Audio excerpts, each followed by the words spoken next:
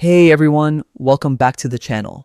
If you work with Jira, whether as a project manager, developer, or team lead, you've probably reached a point where you needed to export your project data. Maybe it's for backups, reporting, or sharing insights with stakeholders. Whatever the reason, today I'm giving you the complete guide on how to export a Jira project step by step, quickly and accurately. Let's jump right in. First, open Jira and head over to the Your Work section. This is your central dashboard where you'll find all your tasks and projects. If you use Jira regularly, you'll already be familiar with this page. It's basically your command center. Once you're there, look toward the top menu and click on Filters.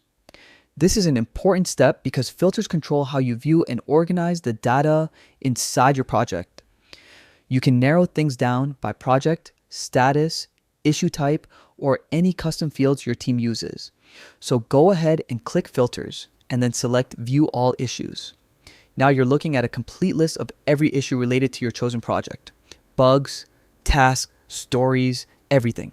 Having all your issues in one place helps you export only what you actually need instead of cluttering your file with unnecessary data. Next, locate the export option.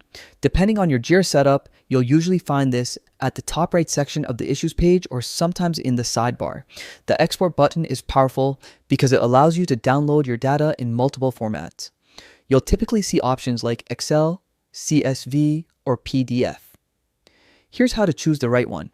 If you want to analyze or edit your project data, choose CSV or Excel. If you simply need a clean static report, choose PDF. Once you pick your preferred format, click Export.